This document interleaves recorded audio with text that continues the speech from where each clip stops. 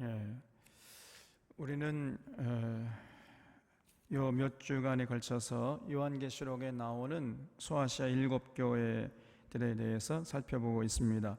오늘은 이제 마지막 교회로 라오디게아 교회에 대해서 살펴보겠습니다.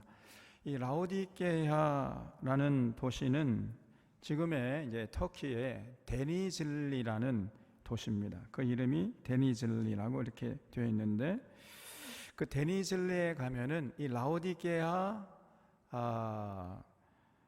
그 유적이 그대로 남아 있어요. 뭐 많은 부분이 이렇게 허물어져 가지고, 거기 이제 그 땅이 과거에 한번 지진 나 가지고 완전히 지하에 잠겨 버려서 별로 남아 있는 게 없었는데, 또 순례객들이 많이 오고 이제 성지 순례하는 사람들이 많이 오니까 터키 정부에서 이제 그 라오디게아 도시를 복원을 해놨어요. 그래서 지금 가면은 그 라오디게아라는 도시가 참 대단한 도시야. 지금부터 2000년 전의 도시였는데 굉장히 규모가 대단하다는 것을 금방 느낄 수 있습니다. 당시 라오디게아는 소아시아 7도시 중에서 가장 풍요로운 도시였어요. 한마디로 말하면은 부자 동네였단 말이죠. 부자 동네. 이런 도시에 복음의 씨앗이 뿌려져서 많은 사람들이 예수님을 영접하고 이제 공동체를 이룬 교회가 바로 라오디게아 교회였던 것입니다. 그런 이 라오디게아 교회를 향한 우리 주님의 평가가 무엇입니까? 여기 14절에 라오디게아 교회의 사자에게 편지하라. 아멘이시요 충성되고 참된 증인이시요 하나님의 창조의 근본이신 이가 이르시되, 그랬죠?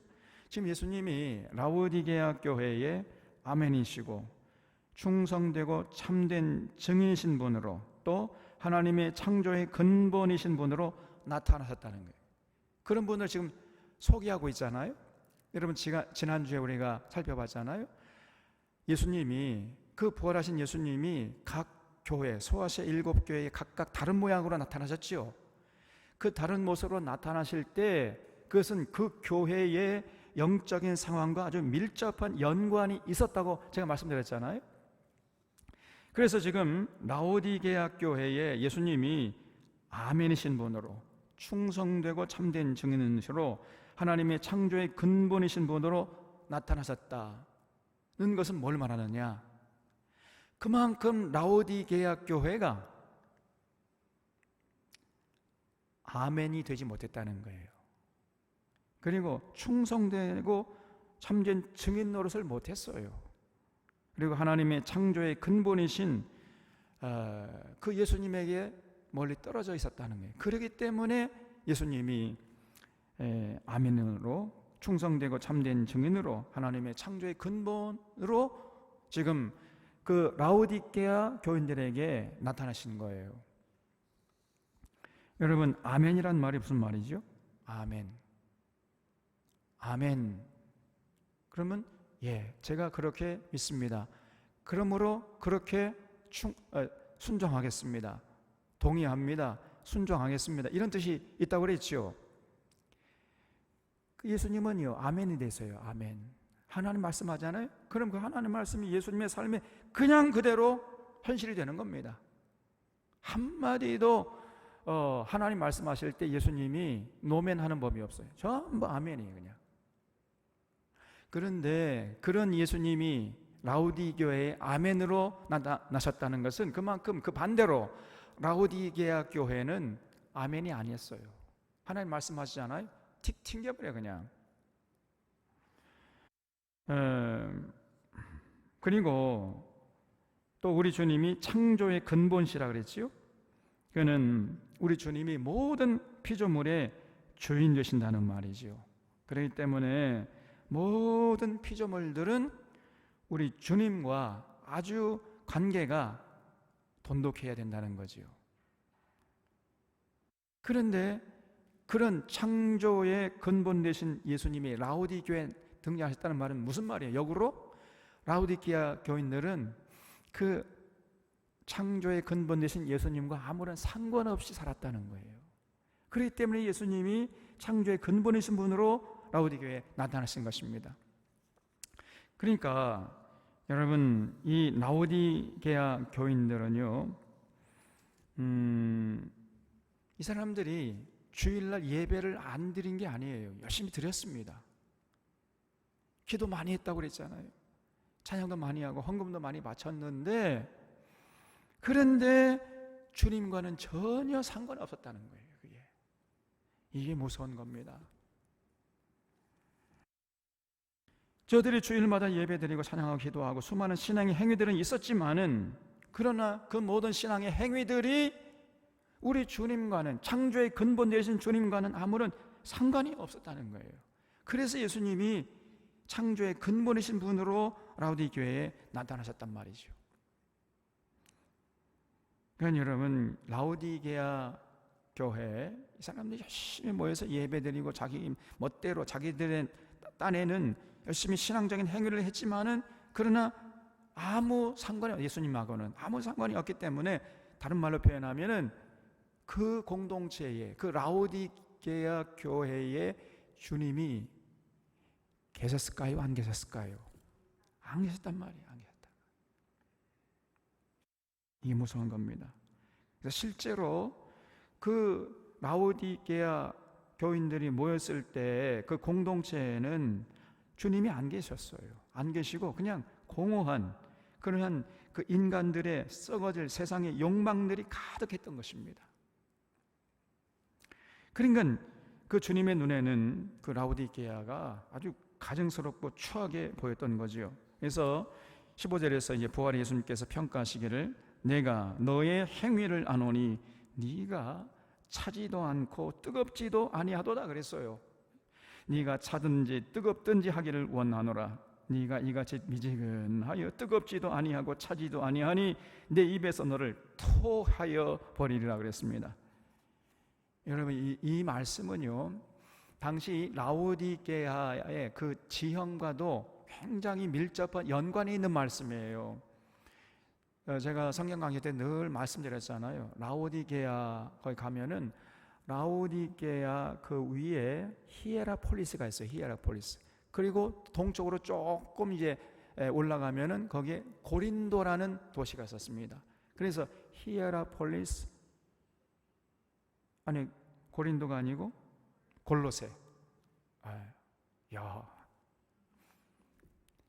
그 히에라폴리스 바로 옆쪽에 골로새, 그리고 그 밑에 라오디게아, 이렇게 세 개의 도시가 오종종하게 모여 있었어요. 그래서 이렇게 원을 이렇게 그리면은 한 지름 한 10km 정도, 그 지름이 한 10km 정도 그 원을 그리면은 그 세 개의 도시가 다 그 원 속에 들어올 만큼 이렇게 아주 가까이 연관 밀접되어 있는 도시였던 겁니다.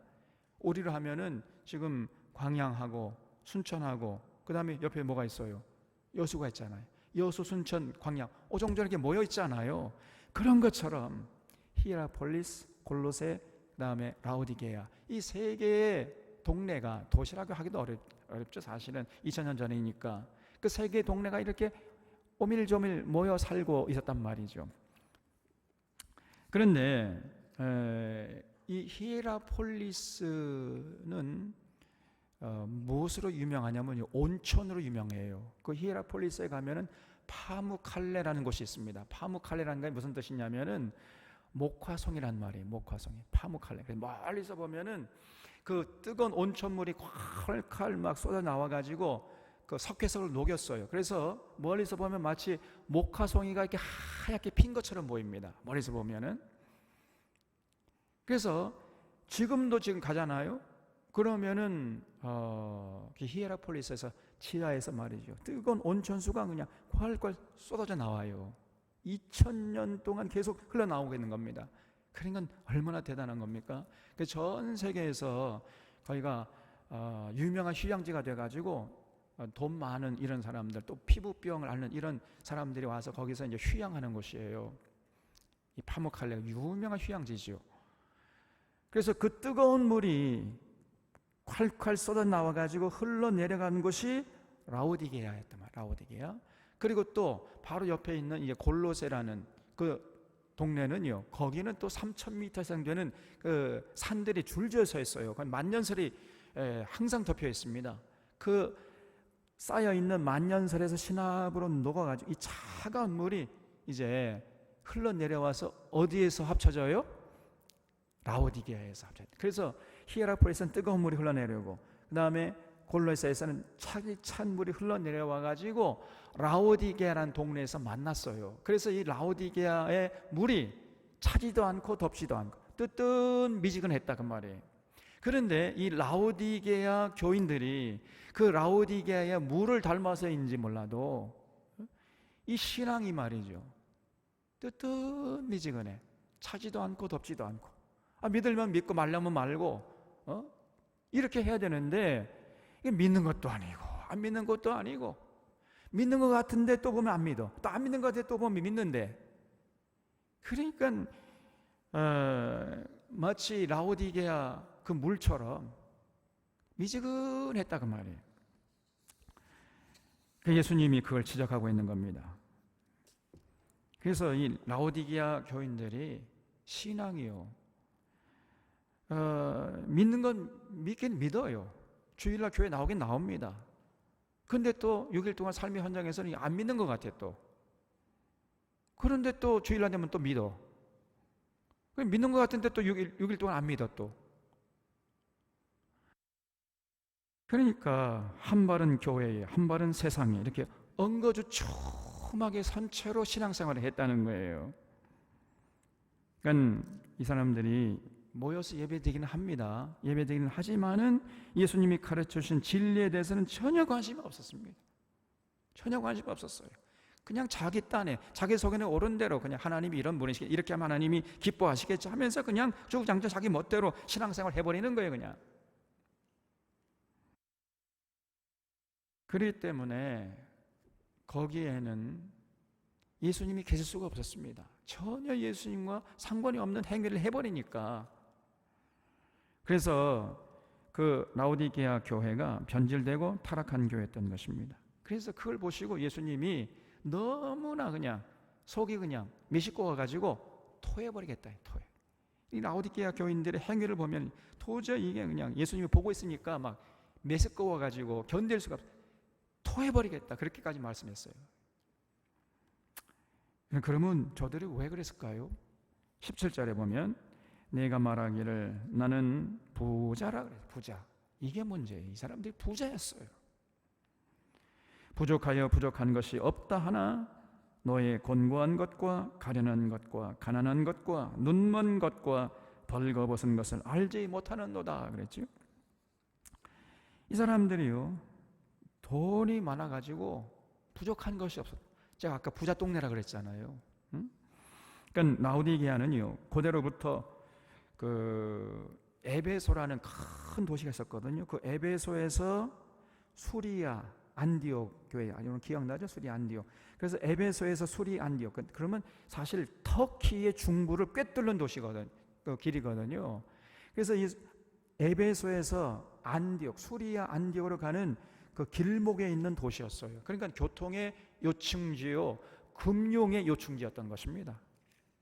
모든 상인들은 장사하려면은 이 라오디게아를 지나가야만 했던 거예요. 그래서 금융업이 발달된 것이에요. 그래서 오늘날로 하면은 여러분 금융업이 발달된 동네, 우리나라로 하면 어디입니까? 예? 어디에 금융계 사람들이 많이 모여 살아요?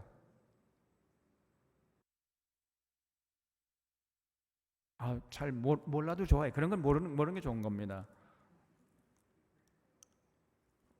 어디죠? 뉴욕? 우리나라라 하면은 서울이 어디입니까? 여의도죠, 여의도. 강남은 부자 사람들이 모인, 여의도의 모든 금융의 종사자들 다 거기 있지 않습니까? 그래서 오늘날 하면은요, 라오디게아는 여의도 같은 곳이에요. 그리고 또 라오디게아는요, 그 유명한 특산물이 있었는데 그게 바로 트리미타라고 하는 검은 옷, 아주 굉장히 비싼 옷입니다. 그게 트리미타라고 하는 그 의복으로 유명했어요. 그래서 이 도시를 아예 트리미타리아 뒤에 이하가 붙으면 땅이라는 것이에요. 땅이라는 뜻이라고 그랬죠. 그래서 트리미타를 만들어서 파는 동네다라는 뜻으로 해가지고 트리미타리아라고 부르자 이렇게 할 정도였어요. 그러니까 이 트리미타는 보통 일반 서민들은 입을 수가 없습니다. 너무 비싸니까. 아주 부자들만 이렇게 살 수 있는 그런 유명한 그 비싼 옷이 있었어요. 그걸 트리미타라고 하는데 그 특산품을 만들어서 파는 것이 바로 라오디게아 동네였던 거예요. 그래서 이 라오디게아 사람들이 이 의복을 팔아가지고 돈을 많이 벌었던 겁니다. 그리고 이 라오디게아에 또 하나의 특산물이 있었는데 그 뭐냐면 안약입니다. 안약. 그래서 라오디게아에서 만들어진 안약은 당시 세계에 널리 알려져 있었어요. 그 라오디게아에서 만든 안약을 이 눈에 바르면요, 눈이 그냥 밝아진대. 눈병이 다 낫는다는 거예요. 그래서 이러한 금융업이라든가 의류업이라든가 또 좀 의료품, 안약 이런 걸 만들어 가지고 돈을 많이 번 동네가 라오디게아라는 동네였던 거예요. 그러니까 이 사람들이 이렇게 돈이 많으니까 배가 불러요. 배부르고 등 따스워요. 그러니까 어떻게 됩니까? 영적으로 어떻게 됐어요? 영적으로는 침체되는 거죠. 여러분, 돈이 많아지고 이 사람들이 돈이 하나님이야. 이제 하나님 자리에 돈이 딱 들어서 있는 겁니다. 그러니까 이 사람들의 신앙이 이제 결국은 병드는 거지요. 그러니까 안 믿는 건 아니에요. 믿긴 믿어요. 믿는데 또 제대로 믿는 건 하나도 없습니다. 그런 상태였던 거예요. 그러니까 하나님을 믿는 신앙이 그냥 액세서리예요. 액세서리. 그저 하나님이 은혜 주시면 좋고 안 주셔도 상관없고 그 정도의 가치였던 거예요. 이 라오디게아 성도들의 신앙에 대한 입장이 하나님이 복을 주시면 그건 땡큐고 복을 안 주셔도 상관없고 왜냐? 나는 돈이 많으니까. 이런 입장이었던 거예요, 이 사람들이. 그러니까 신앙생활이 그냥 액세서리예요, 액세서리. 액세서리라는 거는 있으면 좋고 없어도 괜찮고 그런 거 아닙니까? 여러분, 신앙이 그렇게 되면 곤란한 거 아니에요? 그래서 이 사람들에게 정말 중요한 관심사는 뭐냐? 돈입니다, 돈. 지갑이 두툼하면은 은행 잔고가 많으면은요 안심하고 아멘 할렐루야. 그 지갑이 얇아지지 않아요? 그러면 세상이 무너질 것처럼 그냥 걱정하고 근심하는 거예요. 결국 그들에게 돈이 하나님이었던 것이죠. 그래서 이 사람들이 겉으로 볼 때는 아주 화려하고 세련되어 보였습니다. 모든 것을 누렸기 때문에 정말 행복한 삶을 사는 것처럼 보였어요. 그들 스스로가 나는 부자라 부족하여 부족한 것이 없다 이렇게 말했잖아요. 그 정도 이 사람들이요 부족한 것이 없을 정도로 그렇게 잘 살았어요. 그런데 예수님의 평가는 그런 라오디게아 교인을 향해서 너는 너의 곤고한 것과 가련한 것과 가난한 것과 눈먼 것과 벌거벗은 것을 너희들이 알지 못하는도다 이렇게 평가하셨잖아요.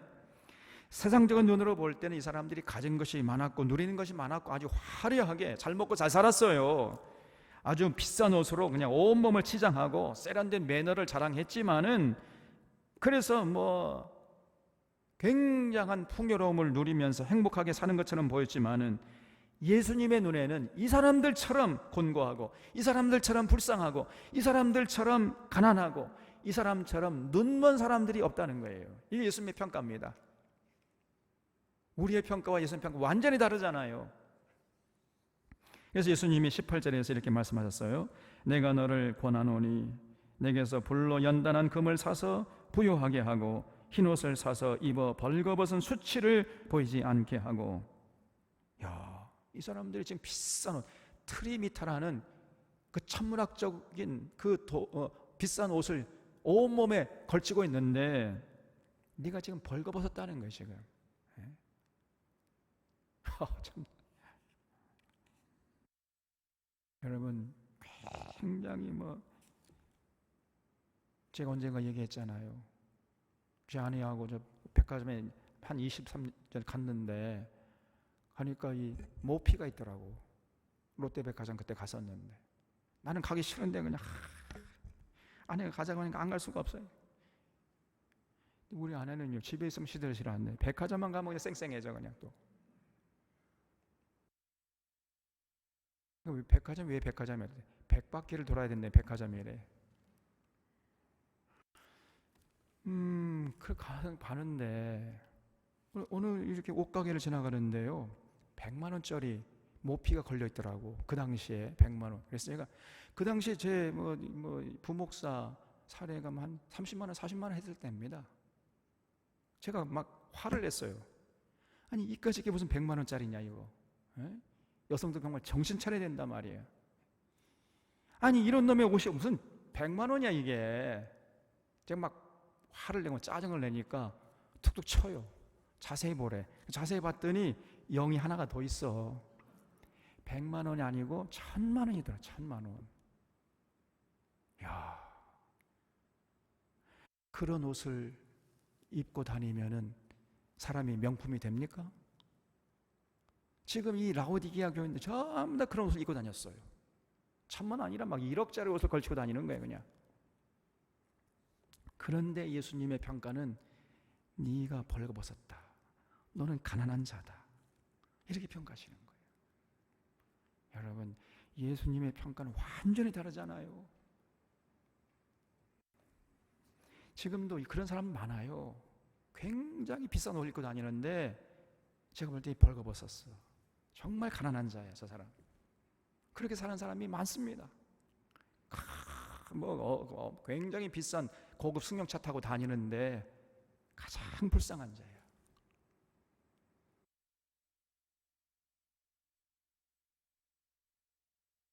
그래서 예수님께서 그 라오디게아 교인들 향해서 이렇게 말씀하신 18절에 내가 너를 권하노니 내게서 불로 연단한 금을 사서 부요하게 하고 흰옷을 사서 입어 벌거벗은 수치를 보이지 않게 하고 안약을 사서 눈에 발라보게 하라.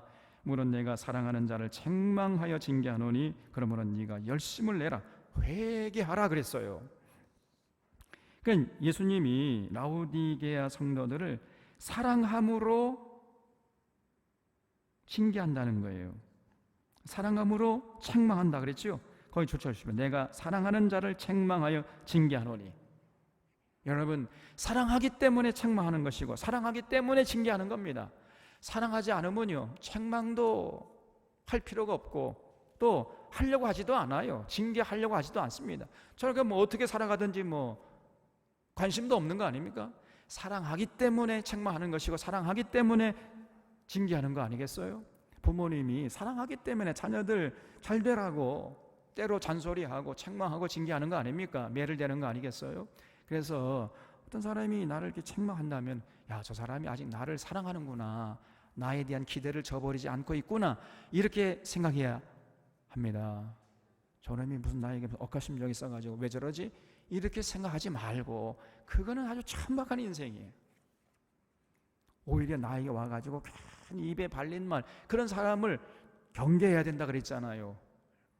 오히려 내 부족한 것이 있으면은 그걸 직시하게 만들어주는 그 사람이 진짜 우정을 나누는 진짜 친구란 말이에요. 맨날 잘됐나 복잡한 좋은 말, 그냥 아참하는 말, 그런 말 하는 그런 사람을 여러분 경계해야 됩니다.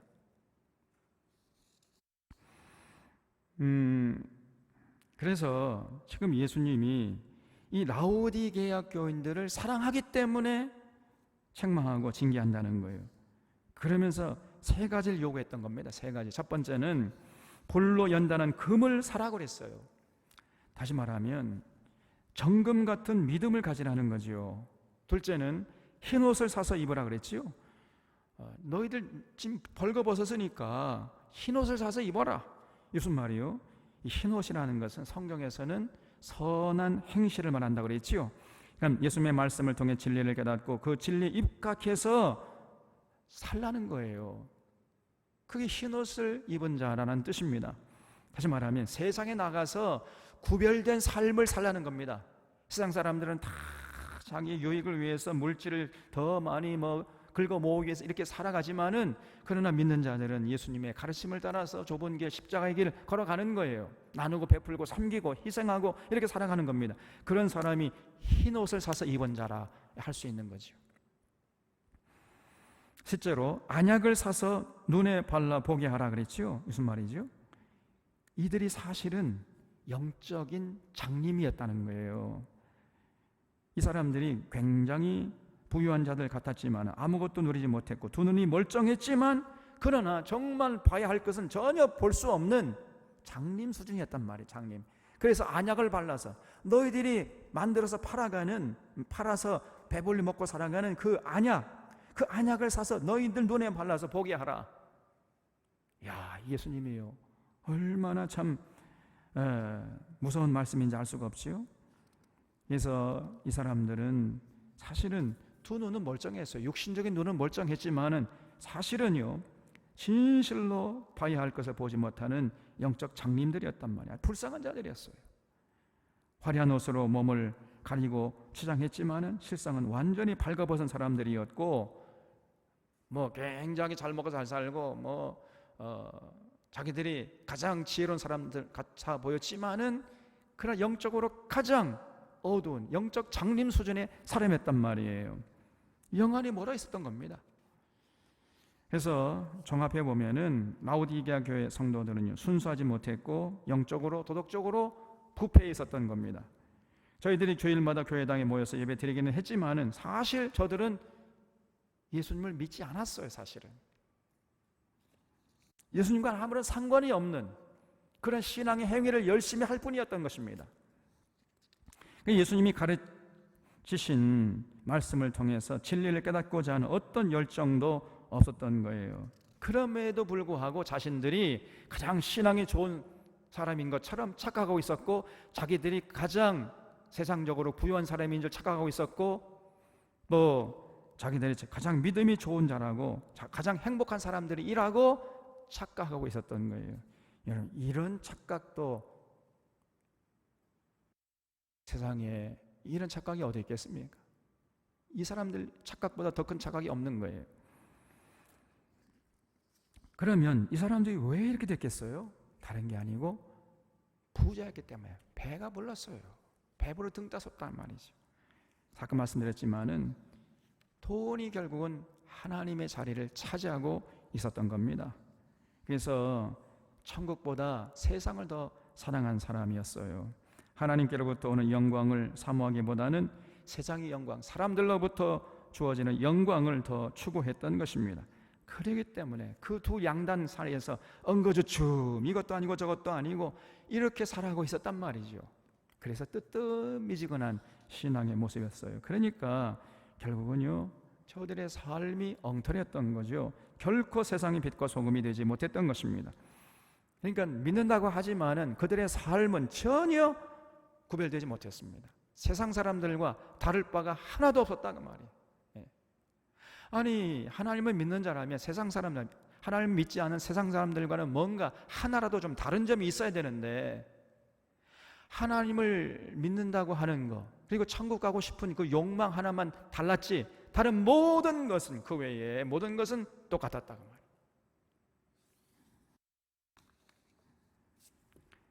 저희들도 세상 사람들처럼 십자가의 도를 부끄럽게 여기고 십자가의 도를 팽개치고 그저 돈에 눈이 어두워가지고 돈을 의지하고 돈을 사랑하고 돈을 자랑하고 돈의 노예로 살았던 것입니다. 네, 여러분, 이 라오디게아 교인들만 그랬습니까? 오늘 이 시대에 교회 안에 이런 사람들이 없나요? 한번 돌아보세요, 여러분. 우리가 깨달아야 됩니다. 그러면서도 이 사람들은 그 사실조차를 깨닫지 못하고 자신의 상태를 볼 수 없었던 영적인 장님 수준이었단 말이에요. 그래서 우리 사랑하는 결혼의 교우들 가운데서는 단 한 사람도 이런 자가 없기를 바랍니다. 바울이요, 디모데전서에서 이렇게 외쳤습니다. 우리가 세상에 아무것도 가지고 온 것이 없으며 또한 아무것도 가지고 가지 못하리니 우리가 먹을 것과 입을 것이 있은즉 족한 줄로 알 것이라 그랬어요. 예? 아멘 있습니까? 우리가요, 날마다 먹을 양식이 지금 있잖아요. 그리고 날마다 이 옷을 입을 옷이 있지 않습니까? 또 평안히 안식하고 잠잘 수 있는 집이 있잖아요. 지금 우리 교회 교인 중에 그거 없는 사람 있으면 한 사람도 없잖아요. 그러면은 이제 그만 족한 줄로 알라는 겁니다. 더 이상 뭘 바라지 말라는 거예요. 족한 줄로 알 것이니라. 부하려 하는 자들은 시험과 올무와 여러 가지 어리석고 해로운 욕심에 떨어지나니 그 사람으로 파멸과 멸망에 빠지게 하는 것이라. 돈을 사랑함이 일만 악의 뿌리가 되나니 이것을 탐내는 자들은 미혹을 받아 믿음에서 떠나 많은 근심으로써 자기를 찔렀도다 그랬어요. 우리가 먹을 것과 입을 것과 잘 곳이 있으면은 족한 줄로 알아야 되는 겁니다. 그 이상의 것을 바라면은 잘못하면요 시험과 올무에 빠지게 되고 자기 인생을 망칠 수가 있다는 거예요, 여러분. 그래서 절대로 부자가 되면 안 된다는 거예요. 부하려 하는 자들, 이런 사람은 반드시 결국은 실패하게 된다는 겁니다. 예수님도 그랬잖아요. 부자는 천국에 가지 못한다 그랬지요. 얘들아, 너희들 부자가 천국 들어가는 것은 마치 낙타가 바늘 구멍으로 들어가는 것이 더 쉽다, 이렇게 말씀했습니다. 여러분, 낙타가 바늘 구멍으로 통과할 수 있습니까? 없습니까? 통과할 수 없지요. 그런데 그 부자가 낙타 구멍으로 통과하는 것이, 부자가 어디 된 거예요? 낙타가 바늘구멍으로 통과하는 것이 부자가 천국 들어가는 것보다 더 쉽다는 거예요. 그러면 부자는 천국 갈 수 있다는 얘기, 없다는 얘기요? 아니죠. 절대 못 간다는 얘기입니다. 부자는 천국 가는 것이 불가능하다, 절대 천국 못 간다, 얘들아, 이렇게 말씀하신 거예요. 그러니까 당시에 그 말을 듣고 있던 사람들이 깜짝 놀란 겁니다. 아니, 부자들도 천국 못 간다고? 그러면 도대체 천국은 누가 할 수 있단 말이냐, 이런 반응을 보였어요. 복음서에 자세히 보면 그렇게 나옵니다. 이건 뭘 말하냐면은 당시의 사람들은 천국은 부자들이 가는 곳인 줄 알았단 말이에요. 예수님이 이걸 정면으로 부정해버린 겁니다. 아니다, 얘들아, 천국은 부자들이 가는 곳이 아니야. 부자는 절대로 천국 못 간단다, 이렇게 말씀하니까 이 사람들이 깜짝 놀란 거예요. 아니, 도대체 부자가 못 간다면 누가 갈 수 있단 말이냐, 이렇게 반응했던 겁니다. 그래서 여러분, 오늘날도 보면은 천국은 부자들이 가는 곳으로 아는 사람들이 많아요. 여러분도 조금 그렇게 생각하지요? 왜 이렇게 세상이 조용합니까? 거봐요. 조금 그렇게 생각하니까 그런 거 아니에요. 말은 안 하지만은 실제적으로 그렇게 생각하는 사람들이 의외로 많습니다, 여러분. 그래서 부자가 되려고 그래요. 부자가 되면 천국 갈 수 있겠다, 이렇게 생각하는 겁니다. 아닙니다, 여러분. 부자는 절대로 천국 못 갑니다. 죽었다 깨어나도 천국 못 가. 그렇기 때문에 절대 부자가 되면 안 돼요, 여러분. 서로도 아멘 하셨죠? 안 하신 분들 빨리 아멘 하세요, 빨리.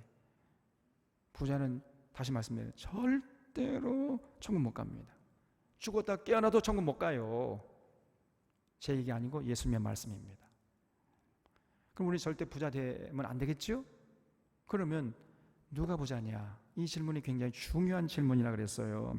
누가 부자냐? 부자는 돈을 사랑하는 자, 다시 말해 돈의 노예로 살아가는 자, 이 사람이 부자예요. 돈 때문에 양심도 팔아먹고, 가정도 팽개치고, 신앙도 팽개치고, 나라마저 팔아먹고, 서슴없이 거짓말하고 사기치고, 이렇게 하려고 하는 사람, 이런 사람이 바로 부자예요. 이 사람은 돈이 많지 않아도 단돈 1,000원만 있어도 바로 그런 삶의 자세로 살아가는 그 사람은 이미 부자입니다, 여러분. 그런 사람은 절대로 천국 못 가요. 아무리 교회 나와서 뭐 열심히 찬양하고 기도한다 할지라도 그건 전부 다 예수님이 너 무효야, 뭐 너와 나는 아무런 상관이 없어, 이렇게 말씀하시는 겁니다. 그래서 바울은 뭐라고 그랬지요? 돈을 사랑하는 것이 일만악의 뿌리라 그랬어요. 모든 악의 그 근원을 파고 들어가면은 뭐가 나온다고? 돈을 사랑하는 그 마음이 나온단 말이에요. 돈을 사랑하는 것이 모든 악의 뿌리예요. 뿌리, 근본입니다. 모든 악을 파고 들어가면 돈을 사랑하고자 하는, 돈의 노예로 살아가는 그런 삶이 나온단 말이에요. 여러분, 우리 사랑의 교우들이 이런 성경의 가르침을 절대로 경홀히 여기지 않기를 바랍니다, 여러분. 절대로 돈을 사랑하는 자가 되면 안 되고, 돈의 노예로 살아가면 안 돼요. 돈을 노예로 부려야지. 여러분, 돈은요, 사랑의 대상이 아닙니다. 우리의 사랑의 대상은 누구요? 예수 그리스도. 예수 그리스도가 되어야지. 돈을 사랑하고, 그래서 돈의 노예로, 돈에 자꾸 질질 끌려다녀 그냥. 그런 사람은 이미 신앙인이 아니에요. 그 신앙은 병든 겁니다. 그러니까 빨리 회개해야 돼. 예수님이 그 갈라디아 교인들, 그 병든 신앙의 소유자된 갈라디아 교인들, 내가 너희들 사랑함으로 책망하고 징계하노라, 빨리 회개하라 그랬지요. 여러분, 빨리 회개해야 돼. 이것이 사는 길이에요. 그 길 외에 다른 길이 없는 것입니다. 예수님께서 주기도문에서 너희들이 기도할 때 이렇게 기도하라 하시면서 가르쳐 주시기를, 우리에게 돈을 겁나게 허벌나게 벌게 해 주시옵소서, 이렇게 기도하라고 가르쳐 주신 것이 아니고, 우리에게 뭐라고 그랬어요? 일용할 양식을 줍시. 일용할 양식이 뭐예요? Daily bread. 날 하루하루 그냥 먹을 양식, 그걸 위해서 기도하라 그랬지, 떼돈 벌게 해달라 이런 기도 하라고 가르쳐준 게 아니란 말이에요, 여러분. 그냥 먹고 마시고 입고 잘 수 있는 그런 상태만 되면 만족할 줄 알아라, 이렇게 가르쳐주신 것입니다, 여러분. 그걸 위해서 기도하라고 한 것이지, 사업 잘 되고 번창해가지고 떼돈 벌게 해주십시오, 부자 되게 해주십시오, 이렇게 기도하라고 가르쳐주신 게 아니에요, 여러분. 이거 잊지 마셔야 돼요. 네. 라오디게아 성도들은 그런 가르침을 무시해버린 거예요. 하나님보다, 말씀의 진리보다 돈을 더 사랑했습니다. 돈의 노예로 살았던 거예요, 이 사람들이. 여러분, 우리는 결단코 이런 실수를 다시 반복해서는 안 되겠습니다. 그래서 우리는 돈을 노예로 부려야 돼요, 노예로. 바울이 디모데전서 6장에서 이렇게 소리 높이 외쳤습니다. 내가 이 세대에서 부한 자들을 명하여 마음을 높이지 말고 정함이 없는 재물에 소망을 두지 말고. 여러분, 재물은요, 정함이 없습니다. 오늘 있다가 내일 없고, 오늘 없다가 내일 또 있고, 그렇게 되는, 정함이 없는 거, 이거는. 그 정함이 없는 재물에 소망을 두는 자는 망하는 거지요. 정함이 없는 재물에 소망을 두지 말고 오직 우리에게 모든 것을 주사 누리게 하시는 하나님께 두며 선을 행하고 선한 사업을 많이 하고 나누어 주기를 좋아하며 너그러운 자가 되게 하라. 이것이 장래에 자기를 위하여 좋은 터를 쌓아 참된 생명을 취하는 것이니라 그랬어요. 그래서 여러분, 하나님이 우리에게 재물을 주실 때 그 재물을요, 절대로 그냥 사랑해가지고 품에 안고 살, 이거는 망하는 지름길입니다. 어떻게 해야 되는가? 선을 행하고 선한 사업을 하는 데 쓰라는 거예요. 그렇게 위해서 주셨다는 겁니다. 나눠주기를 좋아하라 그랬지요. 너그러운 자가 되라 그랬어요, 여러분. 이런 사람이 장래에 자기를 위하여 좋은 터를 쌓는 참으로 지혜로운 사람이고 참 생명을 취하는 자라, 이렇게 지금 성경을 가르쳐주고 있는 겁니다. 우리가 이렇게 살아야 돼. 우리 열심히 땀을 일해가지고 하나님이 물질을 허락하시면 그 물질을 사랑해가지고 돈의 노예로 전락하면 이거는 복이 아니고 저주고, 그 하나님 주신 물질을 가지고 자꾸만 나누는 거예요. 선한 사업에 쓰고, 어렵고 힘든 사람이 있으면 나눠주고, 선을 행하는 데 쓰이고, 복음을 전하는 데 사용하고, 이렇게 하라는 겁니다. 그러면은요, 그 그런 자에게 하나님이 더 큰 복을 주시는 거예요. 더 큰 복을. 그래야 우리가 이 자본주의 사회 속에서 돈에 휘둘리지 않고 돈의 노예로 살지 않고 건강하게 복되게 살 수 있는 것입니다. 자, 그러면은 이제 그렇게 살아갈 수 있게 만들어주는 비결이 뭐냐? 여기 오늘 예수님이 라우디게아 성도들에게 20절에서 이렇게 권면하고 있어요. 볼지어다 내가 문 밖에 서서 두드리노니 누구든지 내 음성을 듣고 문을 열면 내가 그에게로 들어가 그와 더불어 먹고 그는 나와 더불어 먹으리라 그랬어요. 절대로 우리가 돈의 노예로 전락하지 않고 돈을 노예로 부리면서 살아가려면은요, 예수님과의 관계가 원만해야 돼요. 이게 비결입니다. 예수님의 관계가 소원해지고 예수님의 관계가 멀어지잖아요. 그러면 우리는 필연적으로 돈의 노예로 전락할 수밖에 없어요. 이거 영원히 변치 않은 진리 중에 진리입니다, 여러분. 그래서 우리가 절대로 부자로 살지 않고 돈의 노예로 살지 않고 돈을 노예로 부리면서 살려면은요, 예수님하고 관계가 아주 친밀해야 돼요.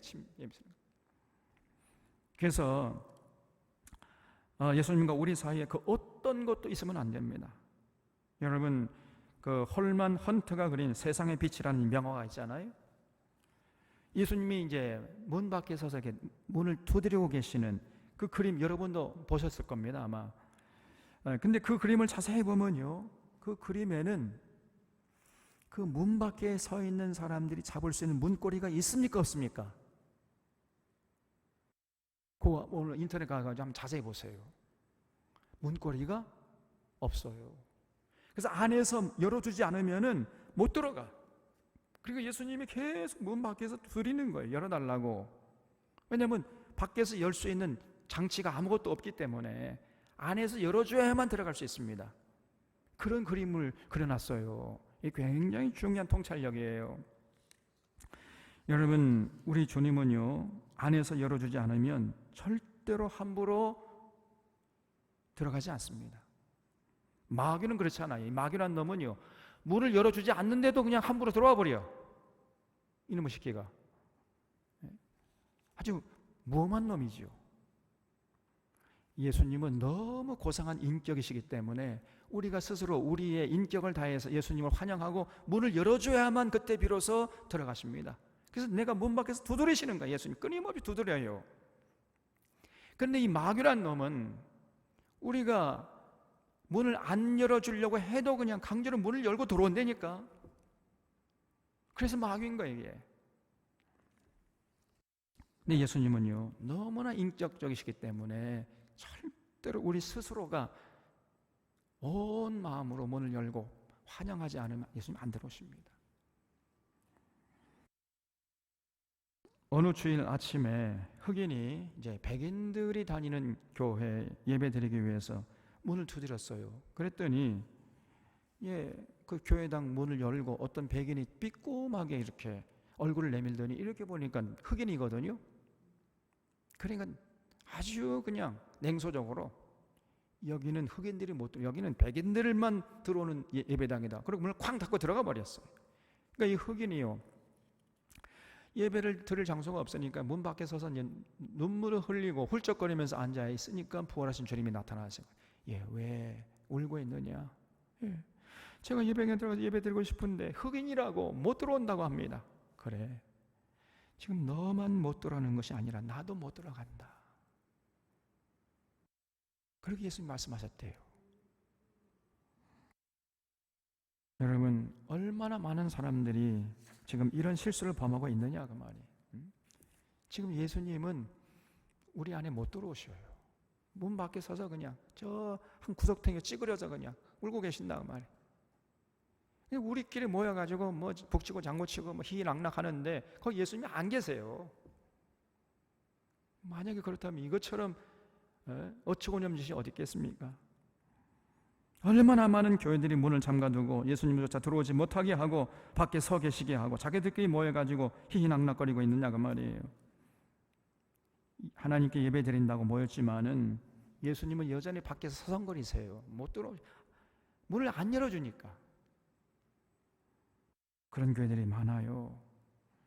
이래가지고서는 우리가 절대로 하나님 앞에 설 수가 없습니다.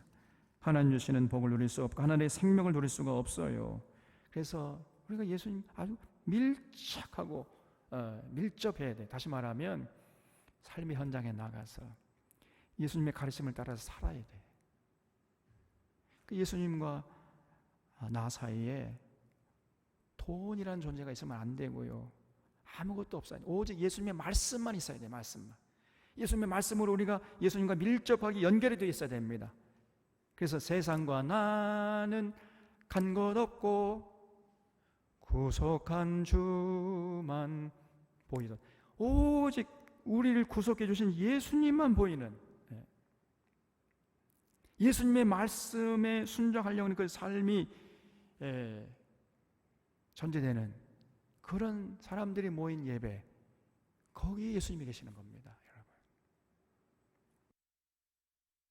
그렇게 우리가 살아야 되고, 그런 삶이 뒷받침된 상태에서 예배 드릴 때 그 예배당에, 그런 자들이 모인 곳에 주님이 들어오시는 거예요. 그래서 그런 자들이 천국을 맛보고 누리게 되는 것입니다. 그래서 여러분, 이거는요 너무너무 중요한 얘기예요. 우리 하나님은 우리 삶의 현장에 나가서 절대로 돈의 노예로 살지 말라고 그랬어요. 너의 재물을 나누고 재능을 나누고 시간을 나누고 물질을 나누라. 가진 자들은 베풀고 없는 자들은 그 가진 자들의 사랑과 관심의 대상이 되는 이런 세상을 만들라. 거기에 헌신하고 와서 예배드려라. 그런 자들이 예수님을 이제 오늘 활짝 열고 예수님 초청하는 그러한 사람들이에요. 그런 사람들이 모인 교회에 예수님이 거하시는 것입니다. 그런데 이 갈라디아 교회는 전혀 그렇지 않았단 말이죠. 완전히 폐쇄적인, 돈을 사랑하는 사람들이 모여가지고 뭐 예배드린다 한들 거기에 예수님이 들어가실 리가 없죠. 문을 꽉꽉 걸어 잠그고, 그러니까 뭐 밖에서 계속 문을 두드리는데 안 열어주는 거예요, 이 사람들이. 자기들끼리 그냥 희낙낙하고 있는데 뭐. 여러분, 우리 사론교회는 절대로 이런 교회를 이루지 않을 수 있기를 주님의 이름으로 부탁드립니다, 여러분. 그래서 우리 사론의 교우들은요, 아멘이시고 창조의 근본 되시는 하나님께 충성되시는 예수님과 친밀하고, 예수님과 우리 사이에 그 어떤 것도 있으면 안 되고 진리의 말씀, 그리고 예수님의 사랑만이 가득한, 그래서 예수님의 진리의 말씀으로 하나님, 예수님과 우리가 하는 게 아주 친밀하고 돈독해져 가지고 삶의 현장에서 예수님의 말씀을 따라 살다가 와서 그런 성도들끼리 예수님 초청해 가지고 온 마음을 열고 찬양하고 경배하는 이런 아름다운 교회, 건강한 교회를 이루어서 하나님께 영광 누릴 뿐 아니라 하나님 주시는 모든 복을 받아 누리는 이런 복된 교회 될 수 있기를 바랍니다. 기도하겠습니다.